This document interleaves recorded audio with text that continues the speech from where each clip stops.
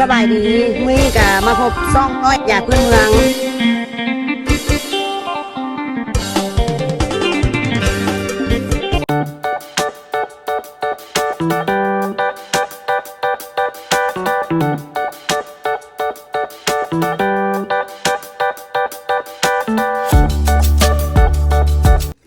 ได้ทำลมกันคนบ่อยู่กับเพิ่นไม่ใส่บ่อนแม่นบ่อนเลยน้อยๆนี่แหละแล้วก็ไข่พวกคนได้เราย่างข้างมือกับคนได้นี่นะหากคนนี้ย่างมาไข่น้องหมูด่าเขาซื้ออย่างนั้นเขาบอกเป็นเฝ้านี่ดูเห็นนอนอยู่ได้หลายมื้อแล้วนอนที่ใส่นอนนี่นี่3 มื้อน อนที่มือจ้ะไอ้ใส่กระย่างมันไปใส่กระย่างแม่นบ่กินกระโลกพอเห็นไก่มันข่อยนอนเขาก็เป็นงั้นข่อยไปซอยเรือเขาเจ้าอยู่หั่น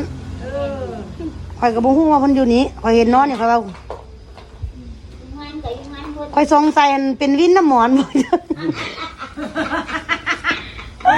เจ๊แล้วอันเป็นวินอันแล้วเก็บอันนี้นะบ่เป็นวินน้ำหมอนข่อยว่าหมอนมันเก่าโพดเนาะเพราะว่าตะปูนฮะหมอนมันเก่าแล้วจะเป็นวินติเดี๋ยวเข้ามาเจ้านี่จะเอาเข้ามาให้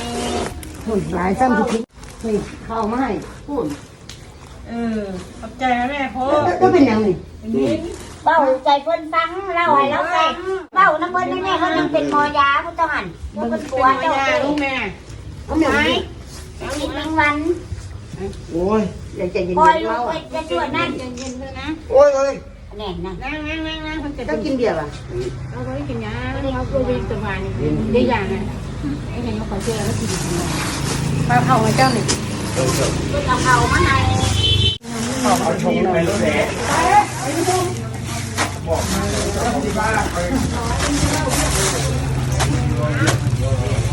จับอยู่ที่ข้างน้อยมึงงั้นนี่จะกินขอบใจเด้อทักทายสบายดีกันช่วงนี้เนาะเพราะว่าหมอยา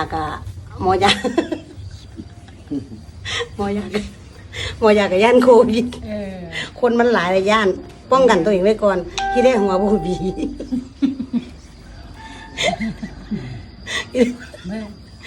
เบิ่งบ่ออกคนมีเงินกับคนบ่มีเงิน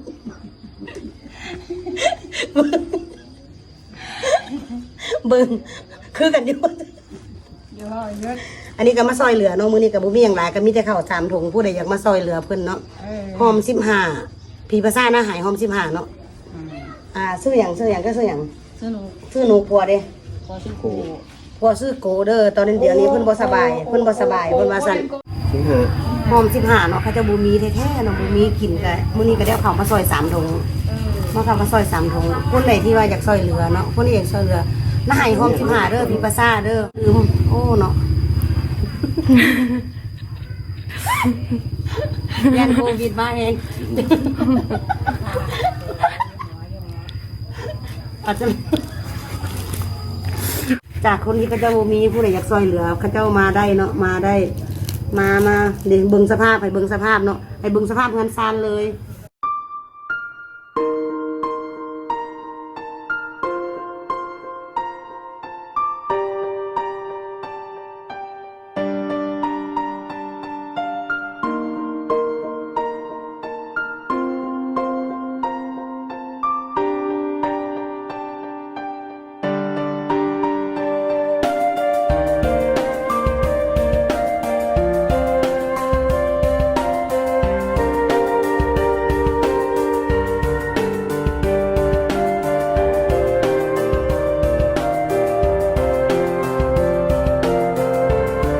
ผู้ใดที่ว่าสนใจซอยเรือเพิ่น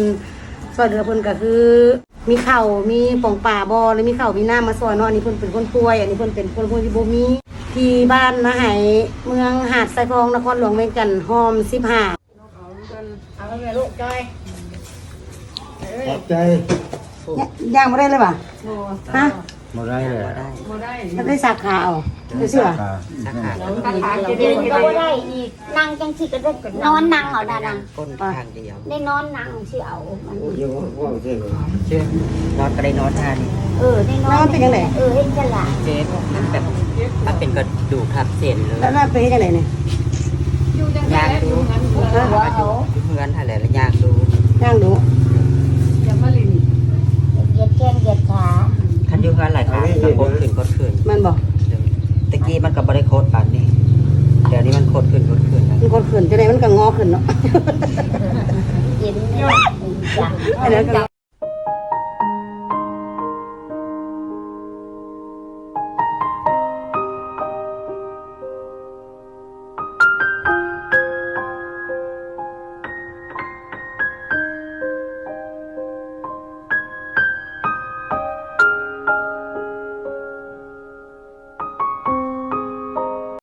ฝากกดติดตาม กดไลค์ กดแชร์ กดกระดิ่ง ของนางน้อยขายจากพื้นเมือง